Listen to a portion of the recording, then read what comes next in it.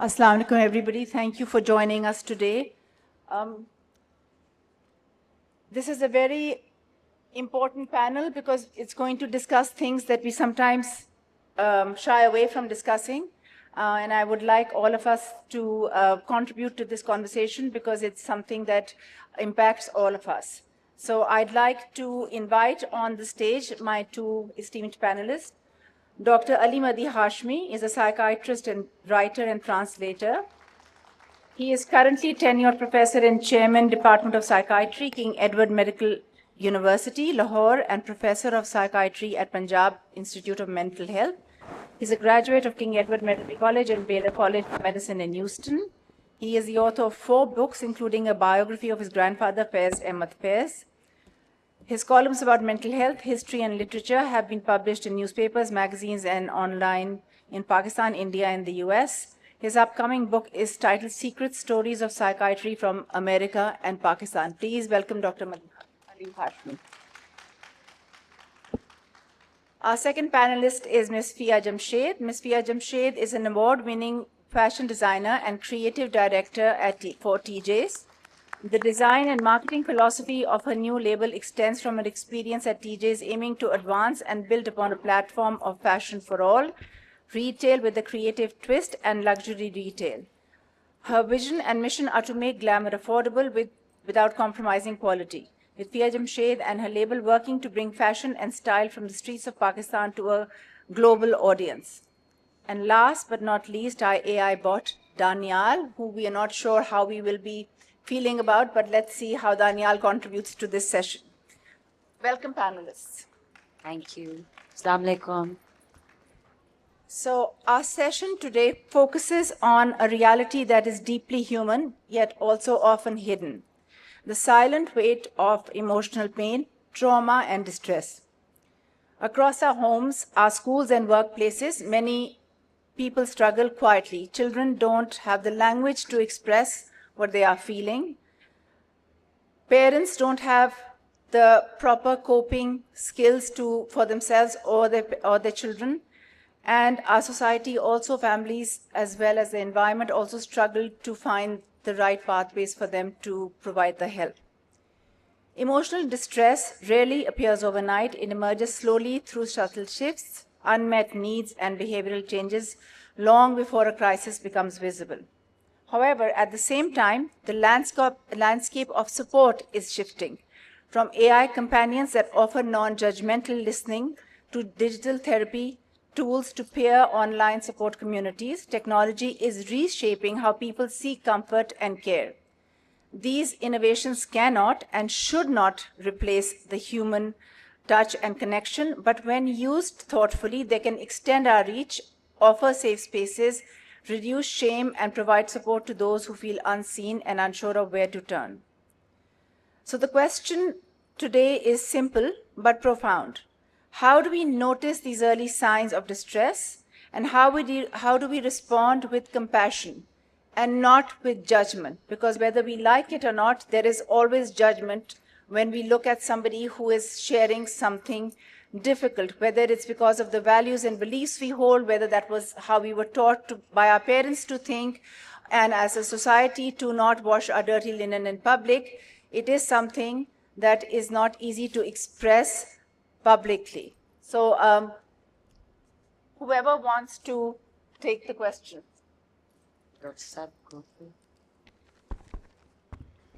So thank you, Iram. It's a pleasure to be here. Thank you to Beacon House and to SOT. I think the question you asked was, just to clarify, related to how can we make it easier to have conversations about emotion in general, in the workplace, in schools, in our families. I think it's the fact that we're sitting here and we're having this conversation is a good start. We were having a conversation earlier when we were sitting in the room there, that it's important that we acknowledge our own stories, our own emotions, the difficulties we face. I was telling you about, we are having a conference at our university a couple of kilometers from it, King Edward, and yesterday in the inaugural session I told the story of my own younger son who had his own struggles when he was in high school. We had moved here from the US and They had joined the school, and he had trouble to the point where he struggled with suicidal ideation for a while, and we got him some help that he needed. And so I think it's important that people like us, people who are seen as educated, as influential, as people who occupy certain positions in society, should normalize talking about emotions. And we were also having a conversation that we don't necessarily have to have we don't have to have it all about distress, about depression and anxiety and suicide, because using emotions to push yourself forward in the best possible way. So you can come across any number of examples who I can't speak. For instance, Arshad Nadeem, the pride of Pakistan, the champion. He never consulted me, by the way. Just to put it out there, and I would never mention that if he had. but I think someone like that would could benefit from being in touch with his emotions to improve. I mean, I don't know how you can improve a performance beyond an Olympic gold medal, but everybody struggles, and I follow him. I think we all follow him because it's such a point of pride for us that he's won a gold medal in the javelin throw, and he's had some recent troubles. He had an injury, and then he placed. He didn't place in the medal contention. So somebody like that may benefit, for instance, from having somebody who helps him be in touch with emotions to the point of helping him extract the best possible performance at that particular time when he needs that best possible performance. So I think being in touch with emotions, talking about emotions, doesn't necessarily have to only be about depression and anxiety and emotional distress, although that's an important aspect of it. Emotional sort of understanding and recognition can be a very useful tool. And of course, nowadays there's all kinds of talk about corporate coaching and health coaching and life coaching and peak performance. And the corporate world is crazy about this. They have all kinds of workshops and extracting more, optimal performance from people. So there is that aspect of emotional sort of recognition also. So I think, I think nobody in this hall would deny that they have emotions. So why can't we talk about it? What's wrong with that? What is so shameful about it? Assalamu alaikum, and thank you, Iram, for this, and Beacon House and SOT. It's an honor and a pleasure to be sitting here. Like Dr. Saab said, he's the man of science, and so are you. You're in therapy. To be invited and being a panelist and talking about emotional distress, regardless of what field you are, is emotional strength, I feel. 10 years ago, or even 15 years ago, this wouldn't have been such a topic to be even talked about in drawing rooms, let alone having a panel. I feel like a lot of our stresses and everyday life is, emotions are, like Dr. Saab said, it's such a strength to hold that we kind of forget how vulnerability and things that lead by emotions can lead us in better positions of power. For example, I feel like emotions are based on nervous system. And for me to be even talking here 10 years ago, I'd be very nervous and stuttering. And it has a lot to do with my emotions. And it's also because of a lot of social conditioning we've had over the years, especially as women. And I know we've got a lot of women in the crowd here, and they would agree that we would always be taught, especially South Asian women, to kind of repress and suppress what we're going through because it's only natural. And your foremothers, हमारे जो पिछले नानी दादी गुजर चुके हैं वो उन्होंने भी ऐसे ही हैंडल किया है. But what they don't know, changing times comes with changing disabilities and abilities, of course, and our strength only increases while the distresses do too. And to overcome them, we have sessions like this to talk about personal issues, personal strengths, so tomorrow someone else can take away. So I think this is great what we're doing today. Thank you, Feeha. And to your point, to both your points, when we talk about discussing it, I think being vulnerable is being very brave and very courageous. So unlike what people think, that when you are vulnerable and you share your story, it makes you weaker rather than stronger. I think when you put your vulnerability out there, you are also then becoming a very courageous person because you're finding the space to talk. So coming to that point, when we are talking about discussing difficult emotions and difficult feelings, when children or people are struggling, what are the indicators that you would perhaps let the audience know that these are markers that if you see in your children, if you see it in your students, if you see it in people you love, these are the things that when their behavior starts shifting, what are the things that you can look for so it doesn't turn into a situation which becomes a crisis, but something that you can give intervention earlier?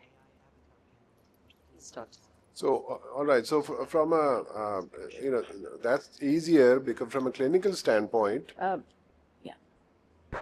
from a sort of a clinical standpoint, before we recognize any kind of emotional distress in a person, 1 or 2 or 3 basic conditions have to be met, which includes difficulty with social, occupational, educational, family functioning. That's part of the work we do. So anytime, so that's easy enough. So, we are sitting in a Beacon House event, you're in a school, a child who previously was doing well academically, and now the grades are slipping, and they're continuously slipping rather than just one grade, so that can be an indicator. So for a student, the optimal functioning includes academic functioning.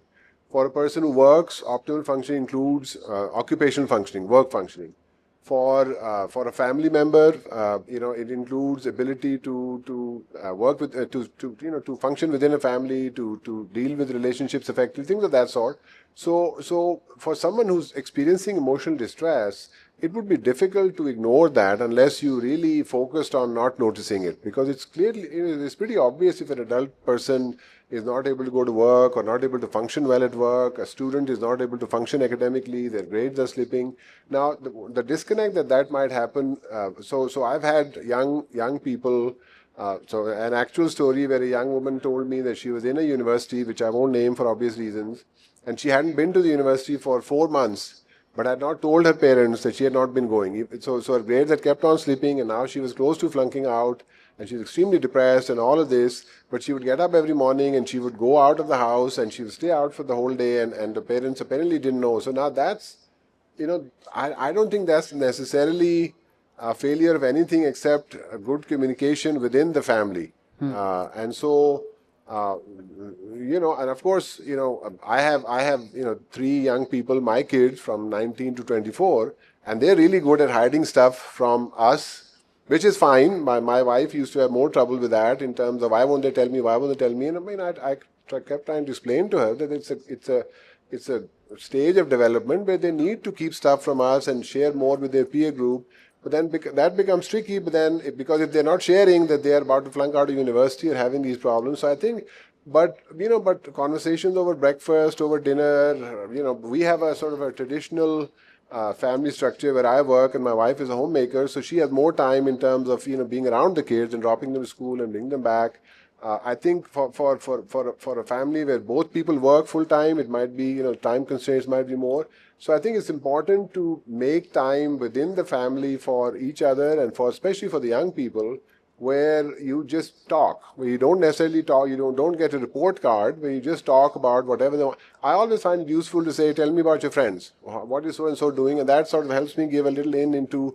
So that way, because I'm Baba, I'm Dad. So when we sit down, I've learned to never start a conversation with how's college, because they immediately shut up. They do not want to talk about college and their grade or all. But if I say how such that friend or this friend, then we might get into a conversation about how things are going, things that sort. So I think it really does require effort to keep those channels of communication open, which if you do that, then early signs of distress will be communicated early. And then you can intervene early.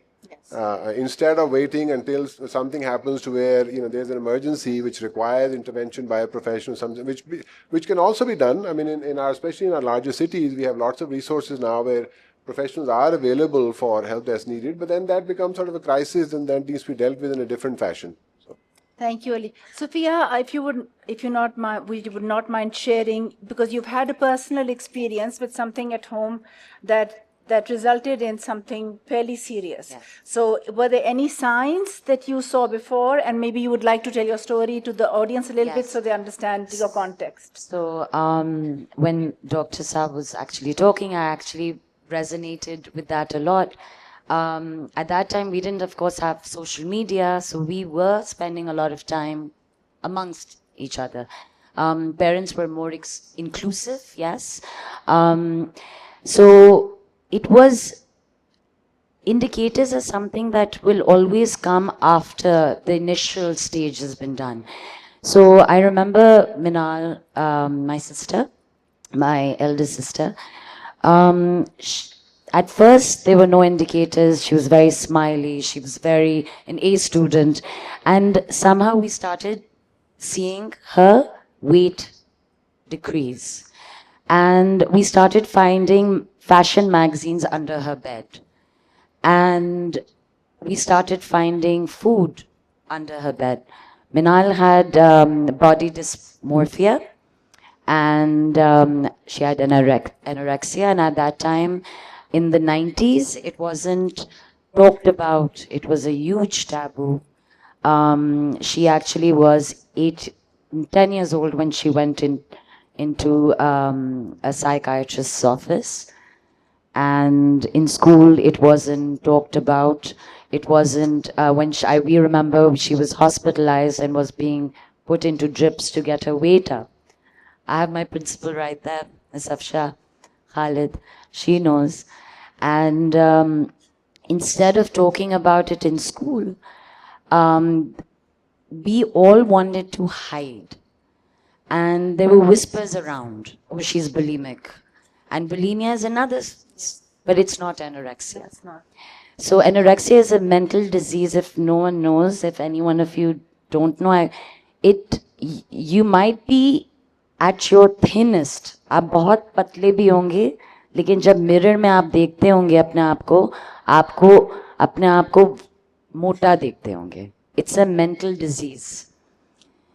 जो कि देखने वाले को समझ नहीं आता, लेकिन जो गुजर रहा होता है उसको समझ आता है. So what we started doing was, first thing we did was not make Minal feel isolated. As brothers and sisters, her first responders, I would say. Medicine comes later. Parents also come later. Siblings come first. And peers actually are your first responders. So what we tried to do as much as we could to try to talk to her, to make her feel that she's not isolated, or what she's going through is not in her head, or it's not something she's creating for attention. Abhi, of course, we're in that digital age where there's so much awareness, so much talk. Even like, let's say you're sitting in a room alone, you'd be talking to a friend across the sea. You can still talk about your feelings. But Dr. Saab said that the first thing he does is, as a working father, he doesn't start with how school. He starts with how are you and how are your friends. To get that emotional attachment in first and then talk about career. So I just feel like when emotions are suppressed and in this day and age, where parents and friends can start off conversations with how are you, as opposed to what are you doing? What's up with you? You know, if you've met after a very long time. So yes, Minal's anorexia really helped me, shaped me for who I am today. The world of psychiatry, the world of therapy, the world of mental illness came to me earlier, and I very grateful. I would like to think I'm empathetic because of her. Empathy is something that is not just a gift, it's a blessing in this day and age. Thank you, Feeha. I think we'd like to ask Danial now about what early interventions can be done. Hi, Danial. Thank you for being a part of the panel. So I wanted to ask you a question about how can we identify early signs of distress in adolescents and in adults when they are going through a difficult time, and how would you address that through technology? Great question. Early signs of distress can include changes in mood, withdrawal from social activities, sleep disturbances, or a sudden decline in academic or work performance. Technology can help by providing tools like mental health apps that offer self-assessment questionnaires, mindfulness exercises, and resources for support. Additionally, online communities can create safe spaces for sharing experiences, while teletherapy services ensure access to professional help when needed. It's all about leveraging technology to foster connection and awareness. How do you think technology has impacted mental health awareness? That's a good question that Danial asked. So would you like to answer that, Dr. Saab? Sure, I'll take a stab at it. So, thank you, Danial, I suppose. I think that was a great answer. And we just mentioned that I think technological tools, including AIs, have the potential to really expand the reach of mental health intervention, especially in a low middle income country like Pakistan, where we have such a small number of trained people providing those services and such a huge number of people needing services. Having said that, I think it's important that we maintain oversight into what the technological interventions are doing in terms of, for instance, I'd be quite concerned about having my son or my daughter connected to an online community without me knowing, what that online community consists of. Because, of course, an online community can be people in Lahore or Pakistan or all over the world. And online, you can be whoever you want to be. So I think putting appropriate boundaries in place and having a governance structure helps a lot. Other than that, as you just saw, that answer is worthy of a good psychiatrist or a psychologist. I mean, that was a great answer, and that is exactly the right answer that you need. I mentioned the functioning part, but our AI friend here also talked about sleep problems and mood problems and appetite problems, and those are exactly the things that you need to look out for. And of course, he's providing it without the restriction of space or geography or cost, for that matter. Yes. So I think these technologies are revolutionizing mental health care now and will continue to do so in the future. But safeguards need to be in place, which are being done and which we'll continue to do. But they can be great extenders for all of us who are trying to do it, but are already overstretched by the overwhelming demand that is happening. Our society is changing. By the way, I should mention, I don't know, something occurred to me when I said that I'm a working father and my wife stays at home and works a lot, all the time, without any pay. There's a little story here, because I know there's in most places now there's a majority female audience. It's about 94. I recently got married. Me and my wife moved to Houston. I had a very beloved teacher of psychiatry. And she said, "Oh, you got married. Your wife is here with you. We are very close." And she said, "What does your wife do?" And I made the mistake of saying to Dr. Bikram, "She's just a housewife." Oh. And Dr. Bikram let me have it. Good. I'm And very happy. yes, here I am still talking about it. So I think with the way our society is evolving, I think the burden on all of you all will become even greater, because even in the U.S., so we have other kinds of models in the U.S., but in this society, in our society, at this point in time, the caregiving burden continues to remain on women, for elders, for children, for the house. And it doesn't matter, how much work you do outside the house. I mean, because of those traditional attitudes, which will take time to change gradually. And I think we are getting better trained at it, and you're doing a good job by helping us understand that. But it's important that also adds an additional element of pressure and stress, and that adds to the mental distress. I mean, I see that in my clinical practice all the time with the women patients that I see. So I just wanted to. It occurred to me. Had I offended Dr. Bikram again, where I just said I work and she stays at home? I work outside the house, and then I finish my work and come home, and she works all the time, morning, day, and night, all the time. So I just wanted to put that out there. Yeah, No, thank you for saying that. Dr. Saab, of course, I think a homemaker is like the best work that there is, because the most nurturing part of. So I think that was met the same way as you meant it. I can give you a personal experience to what the digital space allowed me to do. I got sick about 10 years ago. It was one of those I had an inflammation in my body. Doctors couldn't understand it. When I got better, and of course at that time I was running a full-fledged brand and I had to take a step back, a sabbatical.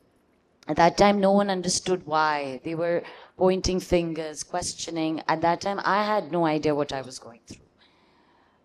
It's only when I got myself back, I was journaling all the time. And one thing I knew, that regardless of whatever I was losing, I couldn't lose myself. So that self-talk, while मैं अपने आप को खत लिखती थी, like I used to write letters to myself, the future self and the child self to my present self.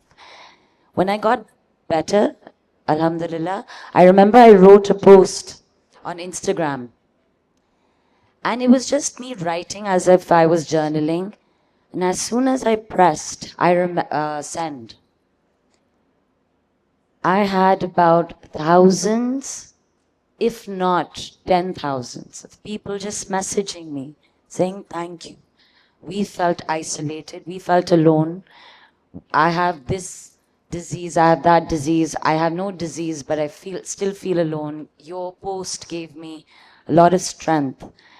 So, बात वहीं आ जाती है कि how we're just thinking that we're actually just putting our stories out there, but there are millions of people looking at you, waiting for you to actually help them, even for a second, get out of their lives, and giving them a little solace thumbs up.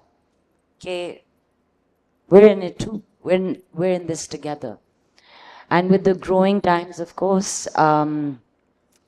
fast-paced jitna ho raha hai. I mean, I grew up without a smartphone, and Dr. Saab and Iram, you had mentioned that people who are 20 years old today only grew up with smartphones.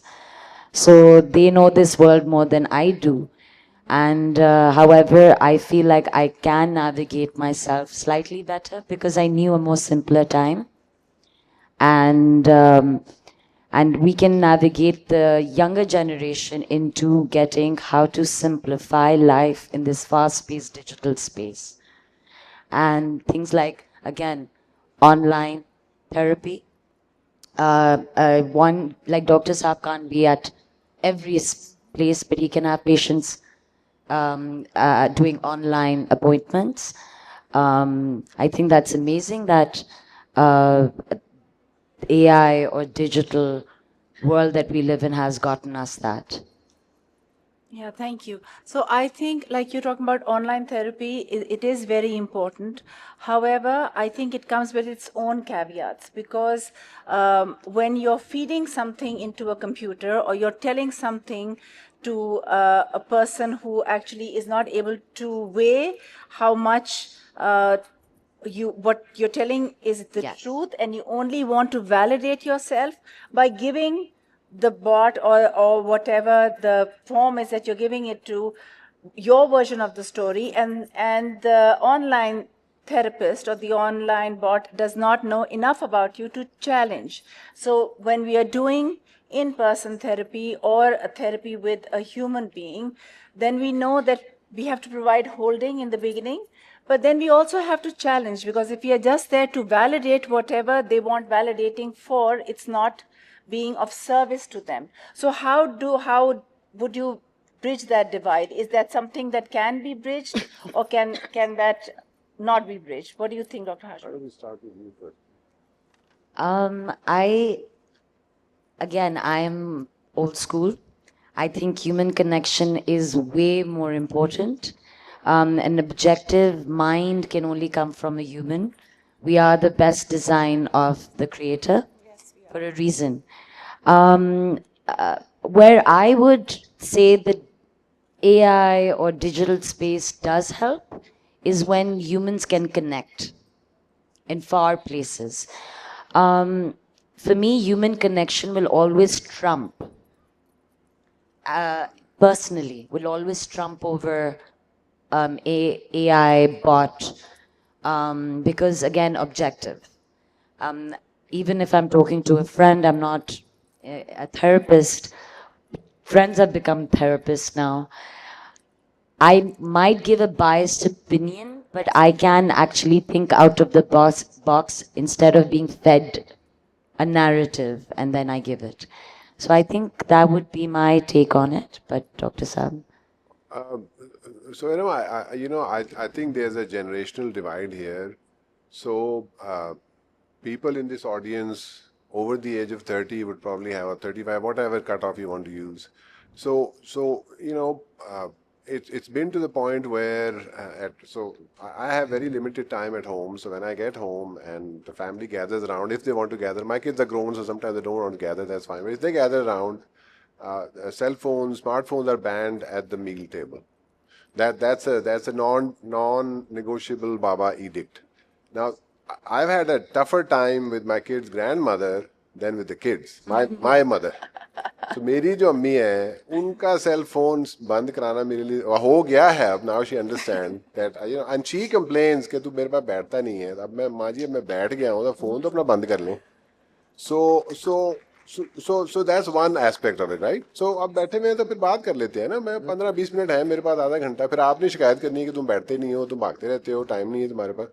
So there's that part. However, I think our young friends, and I think those of them here in the audience who are say under the age of 25, might disagree and say, we are perfectly comfortable with the online sort of interchange, and we don't really need to be with someone face to face. In fact, we were talking about this earlier. Somebody who's under the age of say 20 or even 25, who was pretty much born with a smartphone in their hand. They had it in their hand right when they came.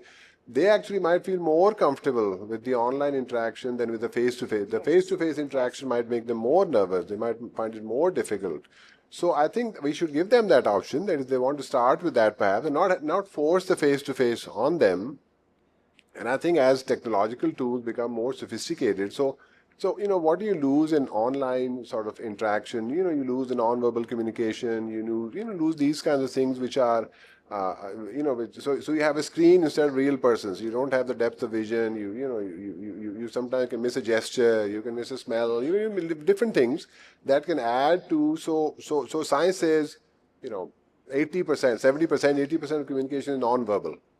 So what you're hearing is complemented by so many things: how a person is dressed, whether they're nodding, whether they whatever. And you might lose that in a video interaction. You might lose even more in an audio interaction. You might lose even more in a text interaction. But if that can be a point of connection that you can then build on and eventually bring it onward to something that is more substantial, then I think that's perfectly acceptable. That's perfectly okay. And if we have AI tools which are properly designed and properly governed, that can provide the evidence-based services in an ethical, informed way, then I think that's okay. We should go ahead. We should do it. Thank you. My concern would be that when we are all using devices and these tools, does it drive more disconnection rather than connection? Are you then disconnecting from the world at large and connecting in a very isolated, solitary manner rather than knowing how to navigate the actual world? And I've seen a lot of students and a lot of clients who have difficulty then having real life interactions, and they're all very connected through their phones. So maybe we'll ask Danial that question. So Danial, I'd like to ask you, does being always on the phone or having connection with chatbots and with technology drive more disconnection than connection, and how would you address that? You raise an important point. While technology can lead to superficial interactions, we can encourage meaningful engagement by promoting the use of chatbots and apps that focus on genuine connection. For instance, platforms that facilitate group discussions, virtual meetups, or collaborative projects can help deepen relationships. It's also essential to remind users to take breaks from screens and foster face-to-face interactions. Balancing technology use with personal connection can lead to healthier relationships. What are your thoughts on finding that balance? So, Okay, what are our so thoughts what here? I've heard from the AI chatbot is please use more face-to-face interaction. Yes. Am I hearing wrong? Is that not what he said? So I he heard said, that same. well, that's what he's. I'm not saying it. I'm just Yeah, repeating what he just that's said. exactly what I He think said we. you can use some some online communication, Yes. but you don't use it to replace face-to-face Yes. interaction. And the the bulk of the evidence points towards the same thing. Yes. This is why companies are mandating back to work restrictions. This is why they're banning online work, meeting, all this, because it does. But they're doing it from a corporate productivity standpoint. But the basic thrust behind it is the same. I mean, people sitting on a Zoom call are not connected in the same way as people sitting in a room. Yeah. Because they're separated by the machines, by the screens. It cannot happen, not with the state of technology at this time. Now, 10 years from now, 20 years from now, maybe we'll be in a different place. But at the moment, I think we need to all take a deep breath and slow down and let Danial be our helper rather than be Yes. our leader, so to speak. Or Daniel be the tool. I totally agree with Dr. Saab. I think he eventually came to our side. Daniel did, because human interaction is, well, again, face to face is always a trump. Yes. But if, let's say, I'm in a far out space and I can't reach, so again, the second best thing is human interaction online. But again, it's human interaction rather than a computerized chat room where I'm just writing and I'm just getting answers that another human's fed somewhere in the world. For example, when we go out, we meet our friends. Isn't that a better quality time spent than doing FaceTime when they're at home? And to answer your question, what you posed to Danial, I do feel people are getting isolated more. As much as we are living in a digital age, no one can run away from it. Balance is very important. Dr. Saab is creating that in his household, whether it's just the premise of his dining table. There needs to be some sort of balance and human connection rather than just being isolated where you won't be able to talk in these panels tomorrow. We're making our future generations should be politicians tomorrow, lawyers tomorrow, judges tomorrow. And public speaking is going to be very important. So something like that would also help with human interaction rather than just being on the phone and just in the digital space. So what we're talking about is not using it as a replacement. no. So we're not replacing it, but we can use it to supplement the work that we are doing. So coming back to where we started, when we have identified people who have issues and strains, what are the ways in which we can help? Danial gave some examples of if you were just going to be doing it at home or doing it for yourself, you can take mindful breaks, you can do meditative breaks. What are the other things that people can do to address some of the issues they may be facing? And what can families and communities do to support it? So I think there was a mention, our chatbot friend here mentioned things such as meditation apps and various different kinds of technological tools that you can use to sort of generically improve your health, including your mental health. So trackers for your sleep, for your diet, for for all kinds. Specifically for mental health, you can do things like meditation apps and things of that sort, mood charts, all of those things. So that's sort of the lowest level which you can implement on your own in terms of you can download an app and meditate to it, or you can monitor your mood on an app or things of that sort. One step above that would be therapy chatbots, and I think there's a question here, and we'll get to that, I suppose, where chatbots can be sort of therapy initiators, where if you're waiting to see a mental health person for whatever distress you're having, and there's a waiting list or there's some time, then you have sort of an approved chatbot through an approved organization which has been designed appropriately which can provide some support while you actually see a person who can provide the help that you need. So I think schools can implement that in addition to the school counselors, or they can be used to extend the reach of school counselors. In terms of, you were talking earlier about the size of the Beacon House system, and it sounds like you have a very robust system of school counselors all over the country and perhaps globally also. But I think that the sheer volume of people you're trying to serve will always tend to defeat that. So these can be extenders of the services that you're trying to provide, and they can be programmed to spot people who might be who might be in the process of having difficulty but have not quite reached that stage yet. A child who's slipping in their grades, is missing school, is having behavioral issues, is getting written up by teachers because of behavioral issues. So there's all kinds of things that these technologies can help us complement in terms of providing the best care that we need. And then, of course, I suppose the human beings can be at the back end of it in terms of providing the actual services. And as these technologies continue to improve, they can be brought forward and given more responsibilities in terms of doing what needs to be done. So I think, I mean, I was just thinking that I don't want to sit here sounding like somebody who's anti-technology, anti-smartphones, and not at all. That is not the case at all, because there's no getting away from technology. And it's like the old saying about, in America they used to say, guns don't kill people, people do. Now that's probably not the best example, because that's the slogan of the National Rifle Association. Yes. But the point stays the same, which is technology is a tool. A gun is a tool. I mean, Yes. you can use a gun to defend your home, or you can use a gun to rob a bank. You can use technology, so a technology is something that is utilized by the person who's using the technology. So you can, we don't need to look to a sort of a utopian sort of past where everybody used to be happy living in fields and all. This is silly. That's never going to happen. We don't want to go back there. And technology is helping us provide education and entertainment, employment, food. I've recently learned to use Food Panda, much to my kids' amusement.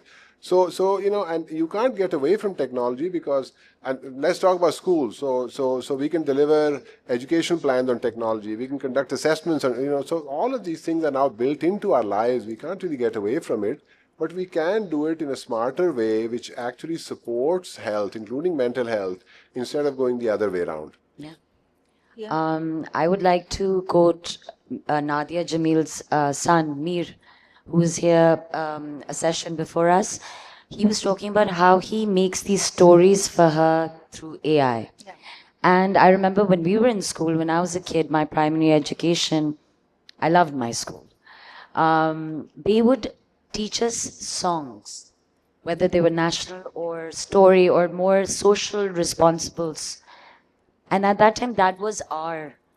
And this time we are living in a digital space. So what Mir said, and what I remember you and Dr. Saab were talking about, social messaging and responsibility can be made into stories, ads, or songs using AI, cartoons using AI. You don't need to be an animator.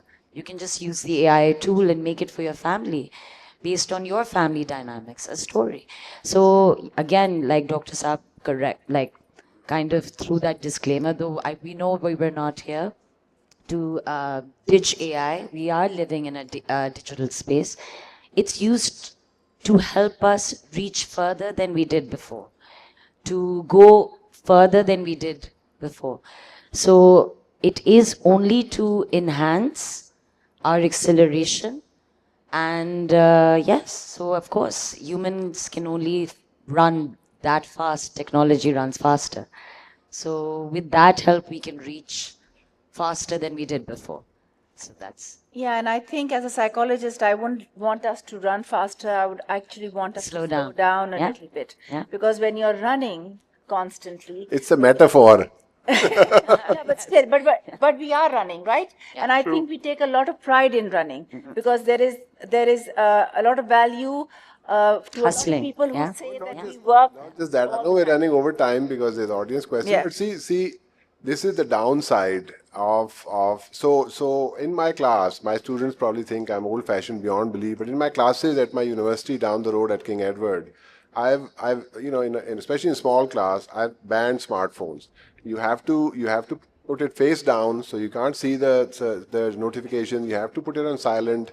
If anybody's wearing a smart watch, you have to either take it off or turn off the notifications because I need your attention. Other than the fact that it's just damn disrespectful to be looking at your phone while I'm talking. I mean, we can do something else in the meantime.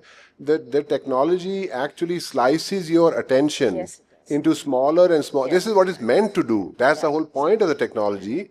And if you've got, I hardly use technology in that way, but I probably got about 50 apps on my phone. My daughter probably has 500. So when you slice your attention that fine, there is no way that you can focus on anything. This is at the root of one of the causes behind the root of the ADHD epidemic in young people. I didn't want to take that dreaded word because I know there's young people here, and so this is part of it. Our attention becomes shallower and shallower and shallower until you can't focus on anything because you've got the beeps and the bipes. So what you're saying about going faster, that's part of it, information overload and all that. So we are totally on board with that. We need to turn the phone off and just take a deep breath and smell a flower and take a walk. That part we agree with. But at the same time, I mean, the world keeps going and multiple responsibilities and kids today. I mean, I'm amazed at how my kids keep up with all that they have to do, the academics and the extracurricular. And then back 30 years ago, we used to go to school, used to come home, that was the end of it. Then the next day we'd go to school. And nowadays it's a different world. I mean, and they're designed differently, and and most of the time they seem to do okay. But we are totally on board with what you're saying in terms of don't try to keep doing more and more and more in less and less time, because that is a recipe for disaster. That leads straight to my office. And I don't have any more time, so don't do it. But I think adults get away easy by thinking that our attention is not divided. To be very fair to the younger generation, our attention is just as divided as the younger generations. And like you said, your mother has a hard time putting away her phone, so do all of us. So I think we need to acknowledge that we are in this together and there are no divisions. I had to delete Instagram for 2 years only to slow down my life because it became like a part of my existence. Yes. The swiping. Yeah. Okay. Yeah. So now we have to take some audience questions. So can you scroll up so I can see the entire question? What has been the impact of ChatGPT on children's mental health? So fine. So that actually leads into a comment that I wanted to make, which is there is now absolutely there are volumes and volumes of libraries filled with research that shows the correlation between excessive social media use and negative mental health. There is no doubt about the subject whatsoever. So if you want to improve your mental health, reduce your screen time. There's a free mental health tip. There you go. अगर आपने अपनी mental health बेहतर करनी है अपना screen time कम कर दें and Iram is exactly right. I do the same thing. I am addicted to the damn Facebook videos also. The electronic tasbih that we are all addicted to nowadays. But the evidence is overwhelming that increasing screen use leads to worsening mental health. So I think ChatGPT we should keep it in its own perspective. I really can't talk too strongly about that because I've recently, become, I'm falling in love with ChatGPT, even though my friends have warned me. I like to write here and there, and this technology does a fabulous job of editing and proofreading, and clarifying and improving the structure of what I've written. Of course, the temptation is always there to make it do what we want to do, but so there are always uses for technology. That's fine. So the same, as far as regarding ChatGPT and mental health, social media and mental health, same principle. Less social media, better mental health. It's a very simple equation. Yeah, because they also say that your own cognitive abilities go down. When you use more and more technology, because you're not relying on yourself, you're relying on technology rather than your own mind. I still haven't gotten on the ChatGPT bandwagon yet. Yeah, you said that yesterday. Yes, very I still want to use this ChatGPT, how imperfect it is. I'm not saying there's anything wrong, but the dependence needs to be balanced, I feel.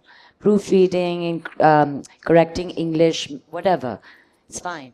But I know my own nieces and nephews are using it to write their thesis and essays, which is like, for me, it's a bit, where is And this? in education, it's becoming a big. I'm a university teacher. I'm sure the teacher schools. It's becoming a huge problem. Yes. Except that the New York Times had a lead article where the students got upset with the professors because the professors are using AI to create exams. Yes. So of course we all want to make our lives easier, which is all right. But then we can't have one standard for students and another standard for teachers. That doesn't work. And young people are way smarter than old people like me. I mean, they are far ahead of us. So if I'm doing it, they know what I'm doing before I'm doing it. So we need to have some regular standard. I see a question there about policy making. And we should have uniform standard that we apply across the board. And young people are very smart. I can explain this to them. If you do the work and let the machine improve it, it's still your work, and there is no guideline that prohibits that. So I wrote a little story, fictional story, and I let ChatGPT improve it. And then I asked ChatGPT, should I submit it to a journal? Will that be unethical? And ChatGPT said, if it's your voice, there's nothing substantial that I put in there. I only improved the grammar, all this. So it's okay. I can cross-check it again. So the machine is there to do better things for you. But if I'm using the machine in a dumb way, that's not the machine's fault. That's me being me. So we need to use the machine in a way that's intelligent, and that's fine. There are other issues around AI being bad for environment and consuming a lot of energy and all this kind of stuff. But those are sort of larger issues. But I think there's no harm in utilizing technology to improve what we're trying to do, as long as we are not using it to avoid doing what we should be doing and letting the machine do it, because then there's going to be a problem. So we'll go to the next question, which is, should mental health professionals be part of AI policy making? Should I ask Danial that question as well? Yes, I mean. So Danial, there's a question, should mental health professionals be part of AI policy making? Absolutely.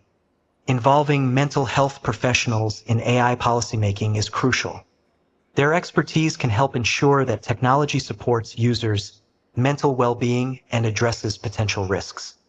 They can guide the ethical use of AI in mental health applications, advocate for privacy, and help develop effective support systems. Collaboration between tech developers and mental health experts can lead to innovations that truly benefit users.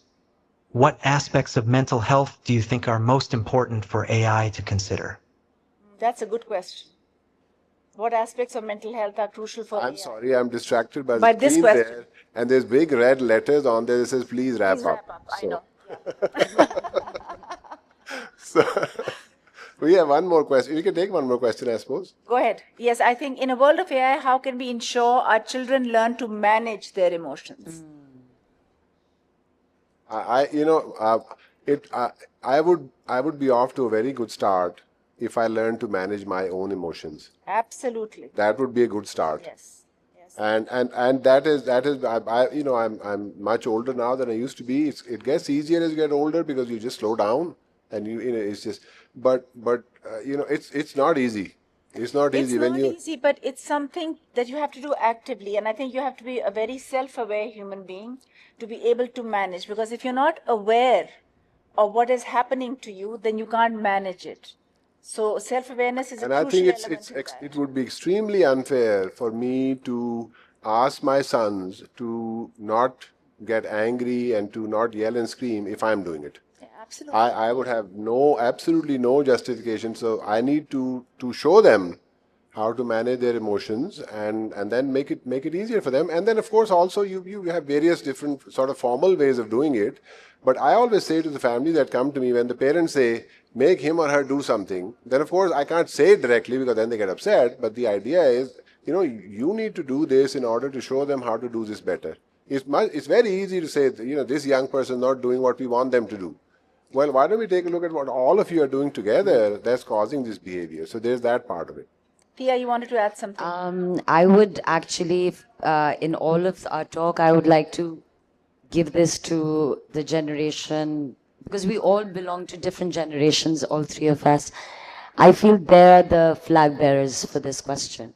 I know that Gen Z, I'm a millennial, Gen Z actually started talking about emotions. It's when, and millennials, of course. I remember when I questioned my mom, and that's why I agree with Dr. Saab. I feel like they didn't question their parents as much as I think I started questioning my parents for a lot of. It's only because I started seeing the generation after me.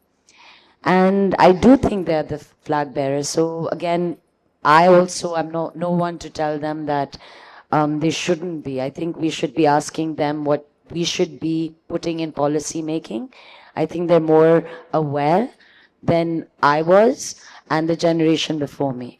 So yeah, I do think that they should be the policy makers actually. You're absolutely right. And I think I am part of a generation where when our parents said something, we didn't really challenge them as much. We should have perhaps challenged them more. My mother's sitting right there.